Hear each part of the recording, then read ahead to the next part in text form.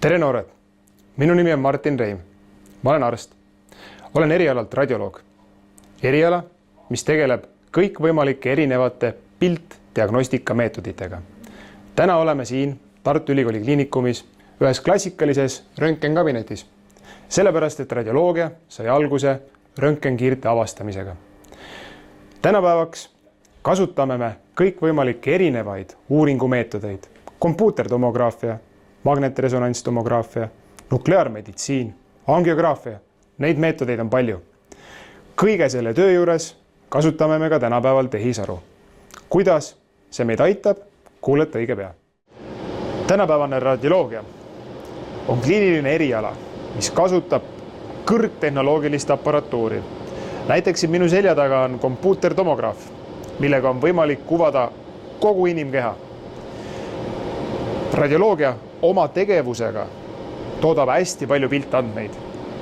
Kui inimene on siin uuringu laual, siis selle aparaadiga tehakse virtuaalselt temast hästi palju kihte. Tuhandeid kihte, mis visualiseerivad kogu tema organismi. Ja just nimelt sealt otsime me muutusi. Tänu nendele suurtele andmetele, tänu sellele kõrgtehnoloogiale ja hästi arenenud IT-süsteemidele, mis kõike seda toetavad, on radioloogia atraktiivne eriala, kus tehisintellekti rakendada, arendada ja millega koostöös viia läbi teadusuuringuid. Sellepärast on radioloogia meditsiinilistest erialadest tõenäoliselt just see, kus tehisintellekt saab kõige varem ja kõige laialdasemalt kasutusele võetud. Nii, oleme jõudnud röntgenkabinetist täiesti tavalise radioloogilise tööjaama juurde. Radioloogi töö seisneb valdavalt piltide analüüsimises. Me otsime inimkehas muutusi, haigusi, nende tunnuseid ja kirjeldame seda teistele arstidele ja otse loomulikult patsientide tervise hüvanguks.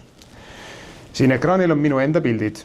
Üks klassikaline kopsuröntgen ülesvõte ja ülesvõte sõrmetraumast, kus paraku sain diagnoosida endal sõrmeluu murru.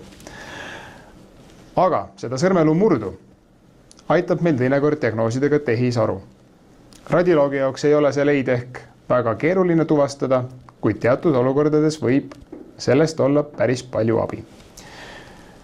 Nii meditsiinikirjanduses nagu igapäevaelus on üha enam fookuses kõikvõimalikud erinevad tehisaru rakendused. Arstiteaduskonnas õppides, eriala valikut tehes, ei osanud me omal ajal mõeldagi selle peale, et meil tuleb tehisintellekt, mis aitab meid ühe või teise haiguse diagnoosimise juures. See areng on toimunud väga kiiresti ja võib olla tekitanud ka küsimusi, kuidas ja miks me midagi õpime ning mida me edaspidi teeme. 2016. aastal nobelist Geoffrey Hinton tegi väga vastuolulise avalduse, kus teatas julgelt, et 5 aasta pärast ei ole meil radioloogi üldse vaja, sest tehisintellekt teeb selle töö kiiremini ja paremini ära. Nüüd, 10 aastat hiljem, oleme me jätkuvalt olukorras, kus radioloogia on vaja rohkem kui kunagi varem. Ja seda sellepärast, et kasvavad uuringute mahud. Üha enam tehakse piltdiagnostilisi uuringud, mis aitavad jõuda õigeaegselt õige ja korrektse diagnoosini. Samas, kahtlemata on meil tervishoius tööjõupuudus ja käärid nende kahe vahel aina suurenevad. Ehk kuskilt on vaja tarku lahendusi, mis aitaks sellega toime tulla. Ja see on üks koht, kus tehisintellekt võib appi tulla. Radioloogias ei ole tehisintellekt uus asi. Juba 50-ndatel tehti esimesed katsetused, töötati välja tehnoloogia arvutite näol, mis aitasid automaatselt tuvastada haiguslikke muutusi. Esialgsed mudelid andsid meile väga palju vale positiivseid tulemusi, mis ei olnud alati korrektsed ja kohe kindlasti mitte ei asendanud nad radiolooge eriala arstidena. Tänapäeval on areng toimunud selles vallas kindlasti positiivses suunas. Ehk tehisintellekt on muutunud targemaks, ta tuvastab täpsemalt haigusi ja mõnel juhul on juba saanud teiseks silmapaariks, mis aitab radioloogidel teha oma tööd. Tehisaru on radioloogias kasutusel tegelikult kogu meie tööprotsessi lõikudes. Alates sellest, kuidas me uuringuid teostame, kuidas me neid algseid piltandmeid töötleme, kuni kliinilise analüüsi, diagnoosipaneku ja ka prognoosi andmiseni. Meie väga head kolleegid, ilma kelleta radioloogia oma tööd teha ei saaks, on radioloogiatehnikud. Nende ülesanne on oma töös just nimelt radioloogilist aparatuuri kasutades need uuringud teostada. Mõned meie uuringutes kasutavad ioniseerivat kiirgust, näiteks röntgenuuringud, kompuutertomograafia. Ja me tahame, et patsiendid saaksid nii vähe kiirgust kui võimalik, aga täpselt piisavalt, et uuring oleks diagnostiline. Tehisaru suudab aidata radioloogiatehnikutel positsioneerida ehk asetada patsient uuringu lauale kõige optimaalsemalt ja uuringutes on näidatud, et see võimaldab vähendada kiirguskoormust isegi kuni 16%.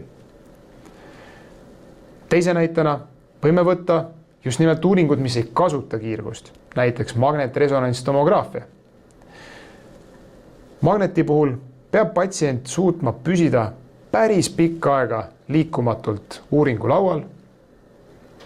Klassikaline magnetuuring kestab 20–40 minutit, teatud juhtudel isegi pikemalt. Tehisaru võimaldab uuringu protokolle kiirendada, et see klassikaline 20-minutiline uuring on teostatud näiteks 4 minutiga. Me saame paremad piltandmed, mis on aluseks meie kui radioloogide kliiniliste otsuste tegemisel, diagnoosini jõudmisel. Järeltöötlus, pildianalüüs, patoloogiate tuvastamine. Kõik need on rakendused, mis on meie töölaual siin. Me kasutame valikuliselt tarku tehisintellekti rakendusi, mis võimaldavad tuvastada õigeaegselt insulti kompuuterperfusiooni uuringutel. See kiirendab patsiendi teekonda ja väga aegkriitiline diagnoos, mille puhul miljonid ajurakud surevad, kui diagnoos hilineb, käsitlus on aeglasem, on võimalik tehisintellekti abil aidata verevarustust taastava ravini loetud sekunditega. Tehisintellekt võimaldab tuvastada luumurde. Tihtipeale need luumurrud on selged. Radioloogile ei valmista just erilist peavalu ühe või teise murru tuvastamine, aga see võimaldab kiirendada töövoogu erakorralise meditsiini osakondades, kus pilte hindavad lisaks radioloogidele ka teiste erialade arstid. Samamoodi võimaldab tehisintellekt erinevatel uuringutel segmenteerida organeid, tuvastada tuumoreid ja planeerida raviprotseduure. See on valdkond, millega mina kõige rohkem kokku puutun. Ja tänu täpsele andmete, piltide analüüsimisele ja töötlusele saame me edukalt läbi viia näiteks vähkkasvajate ravi erinevate invasiivradioloogia meetodite abil. Aga me peame teadma, et ka tehisintellekt teeb vigu. Eksivad inimesed, eksib ka masin. Tähtis on, et me teaksime, kus need vead võivad tekkida, et vältida tervishoiusektoris eksimusi, mis võivad teatud juhtudel maksta elu. Toon näite hiljutine juhtum, kus insuldipatsient, kes saabus meile ravile, sai erinevaid radioloogilisi uuringuid. Esmalt diagnostiline kompuuteruuring, kus on juba nähtav väljakujunenud infarktikolle. Kuid meid huvitas, kas seal on veel ajukude, mida me saame päästa. Selle jaoks tehti järgmisena kompuuterperfusiooni uuring, mida juba omakorda analüüsis tehisintellekt. Me saime selle vastuse väga kiiresti. Aga mis juhtus on see, et tehisintellekt tuvastas päästetava ajukoena juba selle muutuse, kus kahjustus oli tekkinud. Radioloogina teades, et see on üks võimalik eksimuse tekkimise koht, saime me teha õige raviotsuse ja ei rakendanud täiendavat invasiivset ravi. Kui me seda oleksime teinud, on risk, et tekib tõsine aju-verevalandus. Ehk me peame teadma, mis on tehisintellekti tugevused, me peame teadma, mis on need nõrkused ja mõistma, kuidas tehisintellekt meie töövahendite juures töötab. Nii muudab ta meid efektiivsemaks, täpsemaks ja toetab selles töös, mida me igapäevaselt teeme. Tehisaru kasutavaid tervishoiurakendusi on arendatud väga edukalt ka Eestis. Headeks näideteks on Migrevention, Certific, Termtest ja Better Medicine. Esimene nendest keskendub migreeniravi juhtimisele ja on kasutatav patsiendi enda poolt oma telefoni aplikatsioonina. Certific on suunatud esmatasandile ning võimaldab perearstidel edukalt erinevaid andmevälju kokku viia ja patsiendi tervist seeläbi paremini juhtida. Termtest arusaadavalt keskendub nahahaigustele ja võimaldab visualiseerida ja konsulteerida sünnimärkide teemadel ning seda ka tulevikku vaatavalt tehisintellekti rakenduste abil analüüsida. Better Medicine on ettevõte, mis tegutseb radioloogia valdkonnas ja selle sünniloo juures olen ka ma ise osaline olnud. 5 aastat tagasi panime kokku meeskonna, kes tegi esimese maailmas sertifitseeritud neeruvähile keskenduva tehisintellekti rakenduse. Tegemist on lahendusega, mis suudab tuvastada kompuuteruuringutel pahaloomulised neerukasvajad, neid kvantifitseerida ehk siis mõõta, hinnata suurust ja hinnata seda ka dünaamikas ehk kuidas need protsessid ajas muutuvad. See on väga suur osa radioloogide tööst, kus me peame neid tuvastatud muutusi mõõtma, kaardistama ja tegema selle baasilt kokkuvõtted raviarstidele. See võtab aega. Kui see on automatiseeritud ja toimib kvaliteetselt, siis see oluliselt säästab meie aega ehk mina radioloogina saan keskenduda sellele, mis on oluline, teha järeldusi, anda hinnanguid, mis määravad ja muudavad patsiendi ravi. Tänase e-tunni raames tutvusime radioloogia erialaga ning nende kohtadega, kus on võimalik tehisintellekti rakendada radioloogia, diagnoosimise, piltide saamise, uuringute teostamise hüvanguks. Ka siin angiograafia kabinetis kasutame me tehisintellekti, kuid eelkõige on see raviprotseduur meie arstide kätes. Tehisintellekti kasutamisega meditsiinis kaasnevad kindlasti mitmed nüansid ja me peame õppima seda rakendama turvaliselt ja targalt. Lõpetuseks tooksin ühe paralleeli.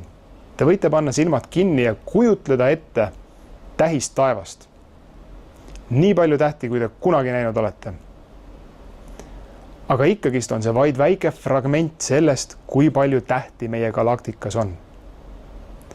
Kui me kasutame abivahendeid, olgu selleks teleskoop või ka kosmoses asuvad ülivõimsad teleskoobid, mis näitavad meile väga kaugeid nurkasid galaktikas, avaneb meile hoopis teine vaatepilt. Me saame vaadata tehisintellekti samamoodi meid kõrgemale tõstva töövahendina, mis võimaldab näha detaile seal, kus inimsilm seda võib-olla ei tuvasta. Ta võimaldab meid teha oma tööd kiiremini ja täpsemalt, kuid jättes alati otsustava rolli inimesele ja arstile. Tänan teid kuulamast. Loodan, et oli huvitav tund ja kohtume võib-olla kunagi tulevikus.